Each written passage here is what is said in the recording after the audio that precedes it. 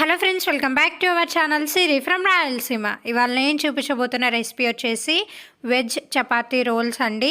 మన ఛానల్ని ఎవరైనా ఫస్ట్ టైం చూస్తున్నట్లయితే ప్లీజ్ సబ్స్క్రైబ్ చేసుకోండి. ఇంకా ప్రాసెస్ అయితే స్టార్ట్ చేసేద్దాం.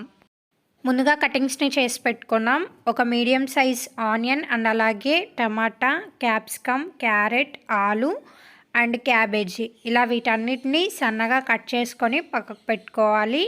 అలాగే 2 పచ్చిమిర్చి, ఒక 2 స్పూన్స్ పచ్చి బఠానీని పక్కకు పెట్టుకోవాలి.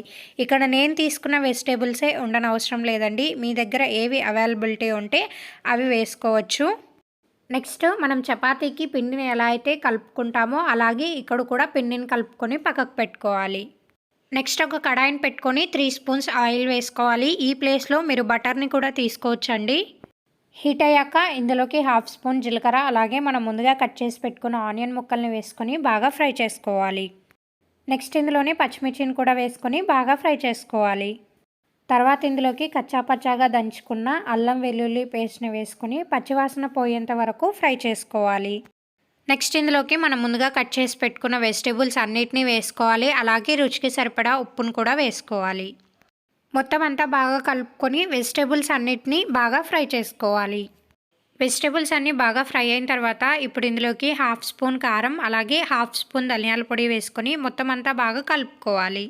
మొత్తం అంతా బాగా కలుపుకున్న తర్వాత రుచి చూసి సర్వ్ చేసుకోవాలి. ఇక మనకి రోల్స్లోకి స్టఫింగ్ అయితే రెడీ అయిపోయిందండి. దింపేసి పక్కకు పెట్టుకోవాలి.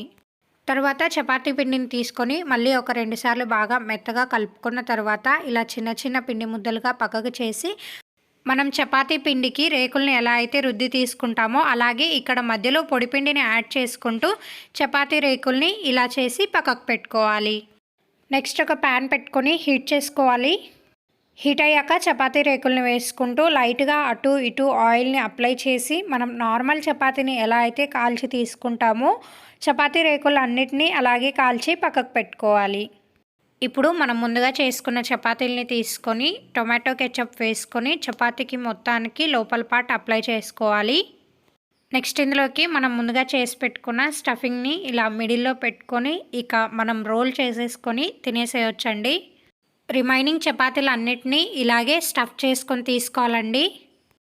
ఇక మన వెజ్ చపాతీ రోల్స్ అయితే రెడీ అయిపోయాయండి. సర్వ్ చేసేసుకోవచ్చు. ఇవి మనం మార్నింగ్ బ్రేక్ఫాస్ట్గా అయినా చేసుకోవచ్చు, లేదా ఈవినింగ్ స్నాక్గా అయినా తీసుకోవచ్చు అండి. టేస్ట్ అయితే చాలా బాగుంటుంది.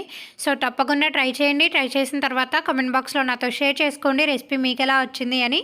సో చూసేసారు కదండి, ఇవాళ రెసిపీ అయితే ఇది అండి. ఈ వీడియో కనుక మీకు నచ్చినట్లయితే please like, share and subscribe my channel for more videos and don't forget to press the bell icon symbol. And thank you for watching.